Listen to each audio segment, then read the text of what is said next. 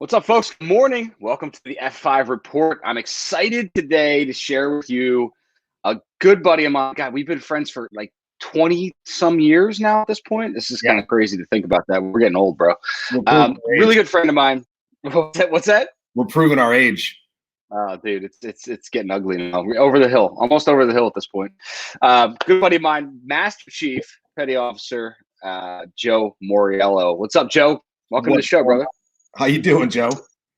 Fantastic, man. I'm excited to have you on, man. We've been doing this now for like, I don't know, 3 or 4 weeks, and I mean, I've had some awesome guests on here, but you're definitely one of the the more unique guys. I mean, you're full-time U.S. Navy Master Chief, working for the State Department. Plus, you've also managed to start your own real estate investment business, fix and flip business. Making money in both directions. You're getting ready to retire here soon. All kinds of cool stuff's happening. So I know that you definitely would be somebody to get on the report, talk about what's happening, talk about what's good, talk about what's bad. How's everything affected you so far? I'm sorry, you cut out there at the last teeny little bit. Yeah, that's all right. How's everything affected you so far? How's the COVID thing happening? What's it look like inside, your day to day? What's it look like inside the projects? How's everything flowing? It's interesting. So as far as the my primary job still in the Navy, it's definitely challenging. We've been doing a lot of telework, which is interesting. Discovering all the different technologies out there to still be able to hold meetings and keep in touch with folks virtually. Yep. On the project side, on the company, it's been unique. Things have not slowed down from a sales standpoint or a construction standpoint. Obviously, inspections have gotten a little more difficult. It's interesting. We actually are doing some of our subs are having inspections done via FaceTime and Zoom, which is pretty interesting to watch. But no, the market out here stays pretty stable just because all the government jobs in the DMV area. So we haven't had too many big hits. Yeah. Nice, man. So you're flowing along. You're flowing along just like normal course of business. You're not traveling nearly as much as you used to. No, I'm pretty much grounded, which is kind of cool. I needed a little break from living on airplanes, so we'll see if I get any more traveling before I finally do officially retire this summer. But yeah, I've hit over 50 countries in 22 years. So if I don't get on another airplane, I think I'm okay. Jesus, man, that's unbelievable. I mean, 50 countries. How many up just in the last 2 years? Because you did a lot of that travel recently. Yeah, I'd say at least 30 of them have been in the last 3 years. It's nuts. Yeah, man. Join the Navy, see the world. Just some of the places you go, you might not have wanted to see. Tell us a little bit more about that. So what if somebody's in this process right now? I don't even know what the military looks like. Are they heavily recruiting right now? Or are they pausing it? What's it look like? Oh no, there's still sessions coming in. You can still go down and sign up with your local recruiter. I think they're a little more stringent than when you and I joined back in the 90s, Joe. So I don't know. That's obvious. I don't know if you and I would make the cut nowadays, but no, their sessions are still coming in. Boot camp's still open. Things are still running. Yeah, they were letting just about any moron that had a pulse in the Navy when me and you joined up. I think that's pretty obvious. So tell me about that. If somebody's, maybe they're out of high school or they're out of work, they're looking for a job. I mean, what are some of the pitfalls? What are some of the things they should look out for? And when your fellow recruiters are out there trying to hustle them into a Navy job. I'm very removed from that. I've never done a recruiting tour, so I'm not really sure what it is that they're looking for anymore. I can tell you it's the only thing I can tell you for certain is it's a lot more stringent than it was when you and I came in. Okay. All right. So the ASVAB, that's not the only thing you need to get in. You got some other requirements. Got to have a brain and a clean record. Yeah. Which is tough for a lot of people, I know. Yeah. So let's get back to the projects for a second. You're doing the real estate thing. First of all, I think a lot of people feel like there's no way at all I could ever get into this real estate business, this investing thing on the side as a job while I'm holding a full-time job or a full-time 9 to 5. And you and your partner, who were both full-time military at the time, went out and did this. And I think it's interesting because there's not too many jobs that are as constraining or as demanding as being in the military. And you guys pulled it off. So what did that look like? How'd you guys get into your first deals? How'd you guys decide to do this, and how did you time it all right? Yeah, so we had done construction on the side. So construction is our background in the Navy, like yours was, Joe. We were in the Seabees together. So we have a trade background. So we had always done, over the past 20 years, people hit us up, hey, I want to finish my basement. Okay, cool. We can come over and help you do that. Hey, I want to do this, that, or the other. We would help them do it. Circa 2006, a very good friend of mine, who was a mentor of mine, we were stationed in Great Lakes, Illinois, and he lived in Wisconsin, and he started buying up, it was right about 08, right when the market started to tank. He started buying up bank-owned properties, and he kept asking me and Mark to go in and do all the reno work, and we would do it, and he would pay us well. But then we realized, wait a minute, like we made $7 grand finishing out this basement, but I just watched you get a check for 70 grand because you sold the house. So after doing about 3 of those with him, we said, hey, Mike, teach me how to do this, please. And he brought us to the table. We had very little money, so we made a deal where he would front the closing for the house and the down payment. We would do all the labor, and he would pay for the material. We split it 3 ways, and that was our very first deal ever back in 08. And Nice. Mark and I both walked away from the table with 20-something grand, which we thought was massive at the time. Yeah, and that's what got us the itch. So fast forward to 2017. We both knew that we were going to retire toward the end of this tour. Mark was a little bit ahead of me, and he said, hey, what are you going to do for a job when you retire? I said, I don't know. I said, what are you going to do? He said, I don't know. I said, you know what we should do? We're pretty good at construction, and we've flipped the house before. Why don't we try to do this? So we established an LLC, started farming, looking for houses ourselves. Luckily, my wife is an agent, so that helps quite a bit as well. She's a real estate agent in Maryland, DC, and Virginia. Nice. Found our first house. We bought it. We flipped it in about a month. We were done, and we had it sold, I think 2 weeks later. I think we held that property all together like 39 days. So it was a massive win right out the gate. So we were hooked. None of them have been that easy since. Nowhere near. But to circle back to your original question of how do you start a side business and still have such a demanding job like being in the military? Literally, it comes down to time management, carving out those sweet spots when you have the time to do it, being super productive in your in the time that you carve out, and then still leaving the important time for your family. Because that's probably one of the most difficult things to do, because it's easy to go, hey, I got to take one more call. I need to look at one more deal, one more email. But you know what? If the clock strikes whatever that time you set was, it's time to close the laptop, turn it all off, and spend time with the family as well. So it hasn't always been as good as I just described, but that would be my advice. If you think you can't do it, you can. You just need to pay attention to time management and really be disciplined. Yeah. No, I mean, there's a couple of great takeaways that I don't want to gloss over there. But number one, obviously, was the time blocking, time management piece, and scheduling. This is what I find a lot of people don't do: is schedule time for the things that we work so hard, because we all claim that we want to do it for our families, we want to do it for our friends, we want to do it for our relationships, we want to do it for our wife, for our husband, whatever, right?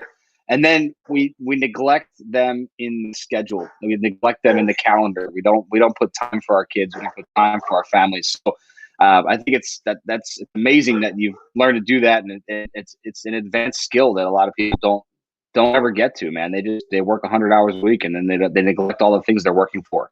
Yeah.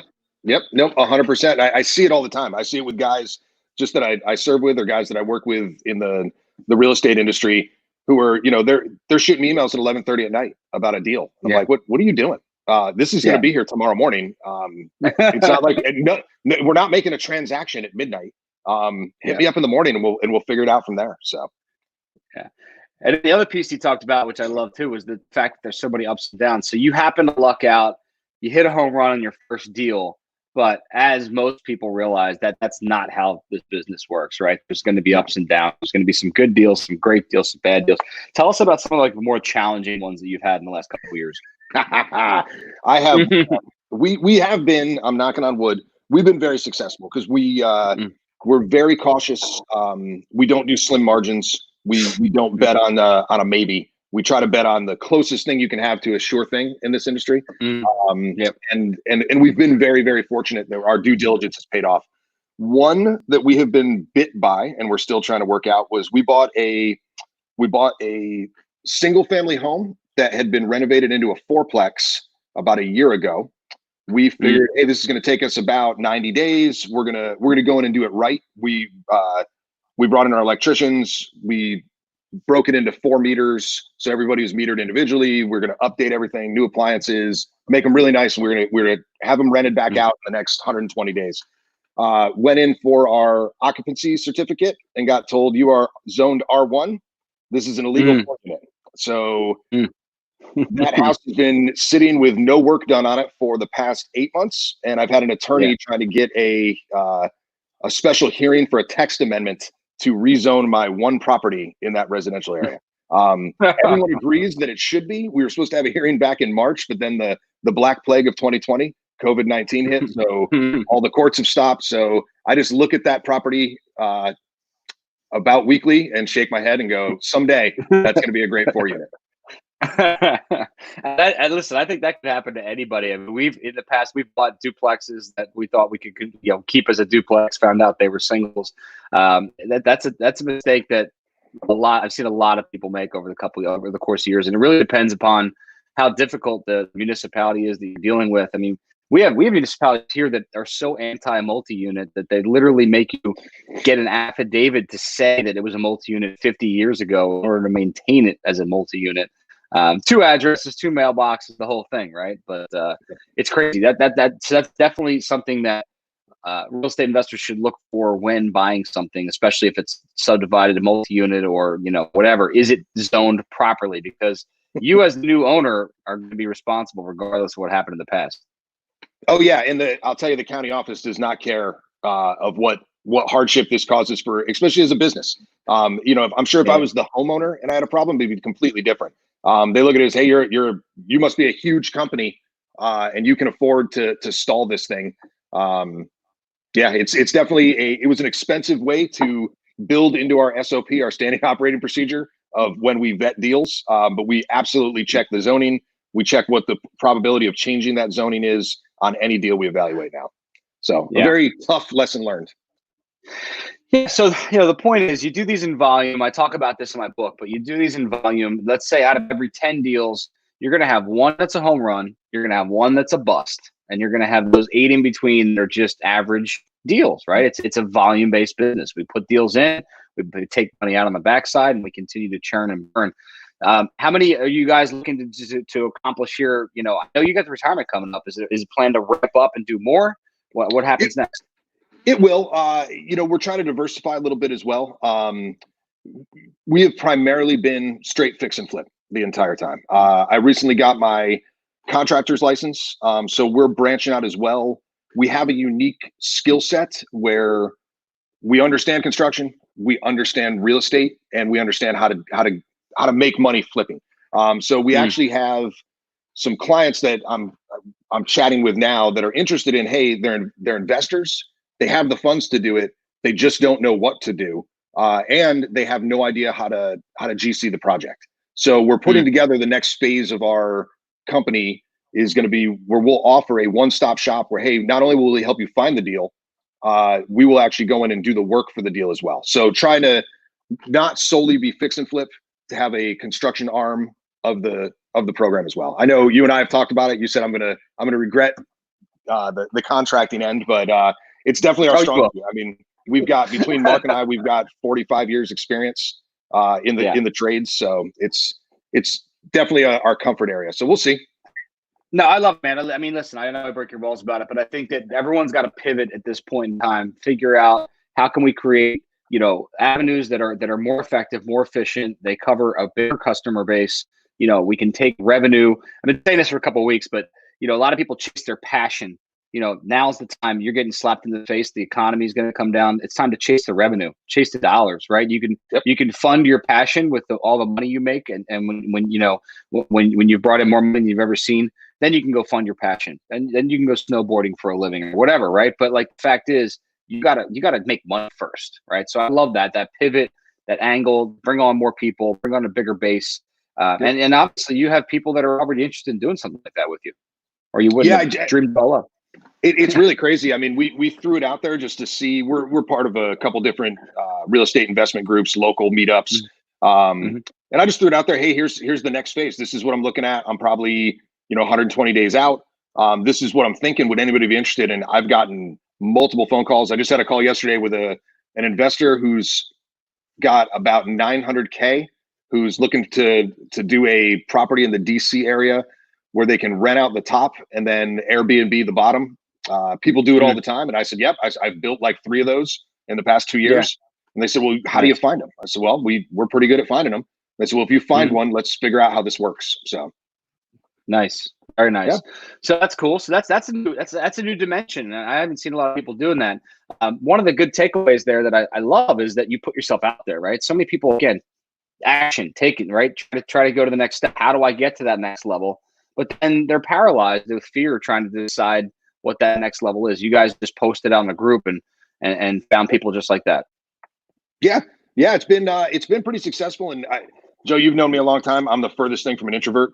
You put me in a room with 50 strangers and I'll know all of them within an hour. And I think that's just, it's just one of my natural abilities that I'm lucky to have. So it works. I just go out there and I start talking to people and I don't bullshit them. I just say, hey, here's what I can bring to the fight. Are you interested? And most people have never heard of a product like that. So it's been gaining some traction. So check with me in 6 months and I'll tell you if this was a terrible idea or not. But so far it's in phase 1, it's turning out great. Yeah, look, I think look, I have these feelings for all contractors that are out there that are working for clients. Like it's not an easy industry. It's tough when you're, when your client pays for something, they demand a result and you're up against the gun. It's not like you're selling a copier or a piece of electronics, and like we all expect those to go bad, right? But when you're under the gun to do construction, it's not an easy in any, I don't care, HVAC, electrical, plumbing, whatever you're doing. It's a high pressure situation because people expect perfection. They're paying for it to be done right, and I know you guys will do it right. I know you guys are capable of it, but it's a lot of pressure. Yeah, no, it definitely is. And again, I can't take most of the credit for all of this. I cannot take. My business partner Mark, he is a fantastic tradesman. His ability, and you've known Mark for as long as you've known me, his ability to look at a complex problem and figure it out in his head makes my head spin sometimes. Where I just sit there like, how did you just get from here to there that quick? Literally just by staring at the problem for a minute. He's like a savant when it comes to solving, whether it's a mechanical, electrical, whatever it is. He's really, really quick. Our electrical subs usually stand there trying to figure something out, and he walks by and goes, "Did you check this?" and just walks off, and they're stunned. I mean, we're talking, our main guy, he's a master electrician in DC, and he just looks at Mark like, "How did you know how to do that?" So definitely his unique ability is absolutely seeing the vision and finding the solution to any problem on the construction site. Absolutely. Yeah. Absolutely. I mean, I remember that. I mean, he is a crazy. He has a crazy intellect when it comes to solving problems. Let's switch up a second, Joe. How's this affecting your family life? I know you traveled a ton. Now you're locked in the house, right? What's it look like on a day-to-day, on a week-to-week right now? Little Joey's doing homeschooling. Are you guys having more fun? Are you doing different things? Are you engaging? What's the slowdown a cause for you? You know what? I selfishly, I will say I'm enjoying every second of this of this lockdown. From a family perspective, I get to wake my son up every day for school. He hates it because mom wakes him up with a nice kiss on the forehead and some coddles. I go in and jump on the bed and tell Alexa to blast the most annoying song possible, and sometimes physically drag him out of bed. But no, we've had a lot of unique moments. I've become a 4th grade math teacher, so that's pretty interesting. We're learning fractions. So how do I go ahead and teach that? I bust out a Stanley Fat Max tape measure. And we started figuring out the square footage of every room in our house and how to convert fractions on a tape measure. So trying to put some practicality to it. But no, it's been great. Me and Edith have been having fun. We like to cook. We are very social. We go out a lot, so it's been a little weird. We recently we have fantastic neighbors. We had a cul-de-sac social distancing gathering the other day. We all set our chairs about 8 feet apart and set up a table and drank out in the cul-de-sac and told stories for a few hours to regain our sanity. But no, it's definitely a different dynamic being cooped up in the house, but we've been making the best of it. And really, from my son's standpoint, I think we're making memories that I hope he thinks about when he's my age of, hey, I remember when dad used to do this all the time, or I remember learning, how to figure out perimeter and area. So I love it, man. I love the cul-de-sac parties too. There's been a lot of driveway parties going on. There's no cul-de-sacs around here, but a lot of driveway parties going on in my neighborhood. Are you guys doing the drive-by birthday thing for the kids? Are you guys doing the parades, the car parades? We that hit down there? It is. It's definitely a thing down here. We haven't had anybody that's had a birthday lately. But yeah, that's been a big thing that I've seen around here. Yeah, it's crazy. Yesterday there was 3 kids with 3 birthdays, and there had to be 30 cars. Did all 3 kids' house, drove around the neighborhood. It was pretty cool. But I mean, it's cool to see the community come together in a time when this is tough for a lot of people. I was talking to one of my good friends yesterday. She lives in San Diego, and she lives alone. And she's like, "Man, it's been like 3 months since I've seen a human being." And around there they're really, really strict. Apparently, with California, you lived there for a long time. They're like harassing people on the boardwalk and harassing people that are on the beach. If they stand still for more than 2 seconds, like this place has turned into a little bit. It's a little bit of anarchy. Yeah, I could see some of that. But yeah, no, I think that's the challenge right now is and I don't want to get deep into politics, but there's a lot of I think this thing is starting to challenge people's rights, people's ability to go out and do business, to survive and keep their family stable during this time. Anything to add? And yeah. No, it's challenging. It depends what industry you're in how you're impacted by it. I can just speak from where we're at. We've been lucky that we've been able to find ways to still safely do things within the restrictions that are put in place. Local businesses, I can tell you there's a local brewery down the road that we have a membership for. I was just talking to the owner last night. We went and did a drive-through to pick up a growler, and I asked him, "Hey, how bad have you been impacted?" And really, he said it's different, but as far as their revenue stream, he's doing fine because the people understand he's a small business. They're staying loyal to him. He actually brewed up a special beer called PPE, and a percentage of all of the sales he has are going to first responders and nurses. So it's a good way to a small business. Everybody's supporting them, and then he gives away a great cause to be able to donate to as well. So I think as far as how our businesses are impacted, I think it depends what market space you're in, and then how do you keep evolving and figuring it out.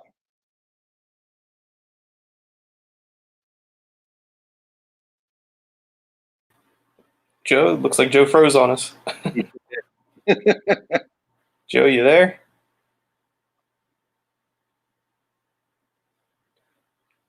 Let me text him real quick.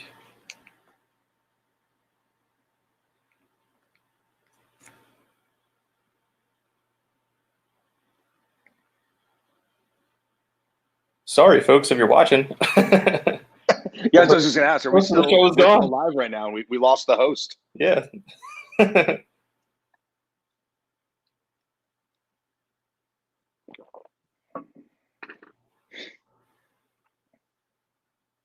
So you're down in the Virginia area?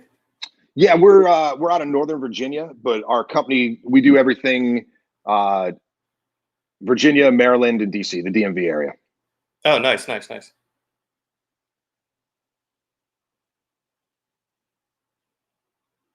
So what size flips are you guys doing?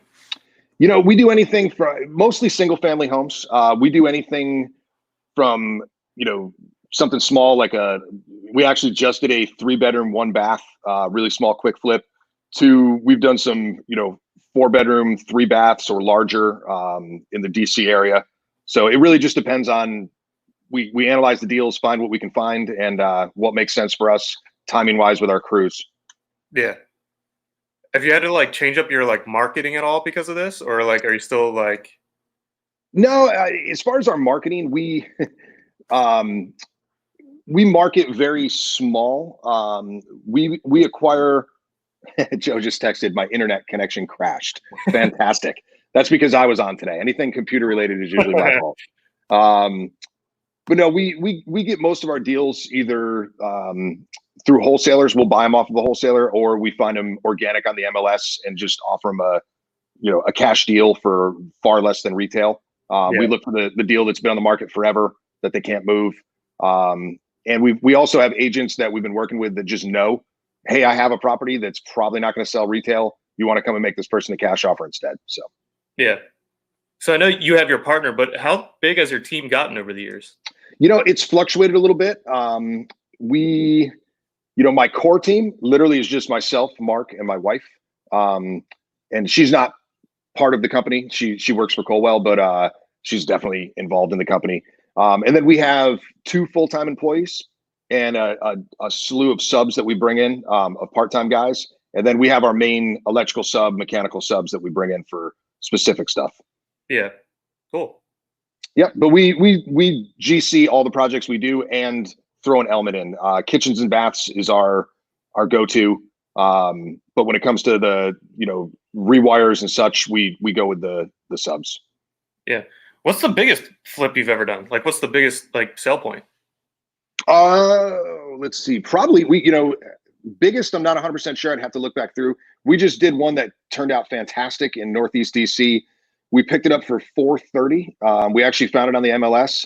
We put about 110 into it, and we just closed last Friday at 740. Nice. So that was a victory. That's probably one of the bigger in terms of profit. We've renoed bigger homes on bigger budgets, but not had that good of a spread. We were earlier back when making 30 grand off of flip seemed fantastic. Yeah. So we've renoed bigger homes, but that was probably one of our most successful, definitely in recent. That's been one of our most successful. So felt really good to go to the closing table on that one last Friday. Oh yeah. Even though we all had to sit 8 feet apart while we were signing. Oh yeah. I didn't even think about that. Yeah.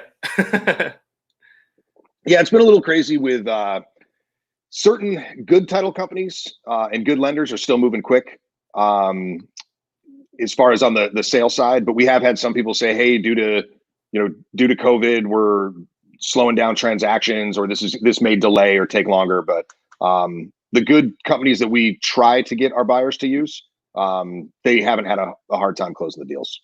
Yeah. Has your projects just slow down in general? Have they put a stop to construction down in Virginia, or So it differs because we're in 3 different states. It differs in each state. But in all 3, construction has maintained. It continues to be a essential service. So our guys are still able to go out and do the work. It's just figuring out, getting materials is a little different depending where you're at. Getting the subs are still working. They're fine. They show up because they're independent people who this is how they make a living. Yeah. An example of a delay, the local power company here, we just did a panel change out in one of the properties, and then we did a heavy up where they have to put in a new service line. Well, that's up to the power provider to come out and do. Typically takes 15 days. It took them 35 days to get out there. And they said, hey, we're due to restrictions, we're short staffed. So gotcha. That's one experience, but overall it's been pretty steady during all this. We've weathered it pretty well. Yeah, that's good. I know that's pretty much been the same for us. It's been it slowed down a real little bit, but I mean, our photographer hasn't been going out. I mean, so I've just been doing it, but it's nice to have somebody on staff that can take pictures, kind of fill in. But yeah, on our end, we haven't really slowed down at all either. Yeah, and we got super nervous on the listing side. Edith's part of the business where she goes out and sells the properties when we're done. Yeah. Open houses are not happening right now. So they're doing virtual open houses. So we changed up our game a little bit. Instead of just doing photos, we're doing the full videos on the MLS as well, so people can see them. Yeah. But I'll tell you, it hasn't stopped. We put a house on the market last Friday, and by Monday I had 2 offers in hand. Oh, nice. When we accepted one. So I was really afraid, people aren't going to go out. They're not going to want to go do showings. Some of them, in DC for a while, I'm not even sure if it's still that way. An agent couldn't take the people to the property. The agent had to be the only one to go and then walk through and do a virtual tour. But people are still buying. That's the beauty of this area, is housing's always going to be in demand. So we're a little more insulated than other parts of the country. Yeah, that's awesome. I know a good friend of mine. They're just buying a place in Philly. They did the same thing. They had to go through all virtual tours and everything. Yeah. It's crazy to be a buyer, just a homeowner on that side, trying to buy a house that way. it would make me a little nervous. Oh yeah, I'd be so scared. Things look really good on an iPhone screen when the realtor's walking you through, but yeah, the realtor's not showing you like the shitty part of the house. They're just going right around it.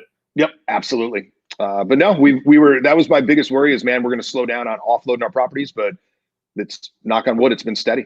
Yeah. Oh, Joe's back in. All right. Awesome. Yo, there's the man. Did you keep the interview going without me? Yeah, dude, Yeah, I'm a pro. Yeah. Dude, I'm not even going to do this anymore. I'll just let you do it. We're going to change it to live with Matt. I don't know what's going on, man. I've been doing these calls probably 20 times a day, and my internet maybe once or twice a day just like takes a crap. And it's all brand new, stuff down there. So I guess we'll be making a trip to Best Buy once they reopen, if they reopen. Yeah. Oh man, cool, man. Well, I want to be respectful of your time. It is 8:30. I know you had to hop on a call, and I don't want to jump in here and extend things, but I appreciate you being on. I appreciate the guys that are watching. If you found value today, guys, all I ask you to do is share it with somebody else that might find value in the same video as well. Joe Maioriello, thanks for being on, brother. Hey, absolutely, Joe. It was a blast. I appreciate it, man. It's good seeing you, even though it's through a screen. As soon as these times stabilize, let's get the families together and break some bread. Yes, sir. Yes, sir. All right, man. I appreciate it. I'll catch you later. Thank you. All right, brother. Later.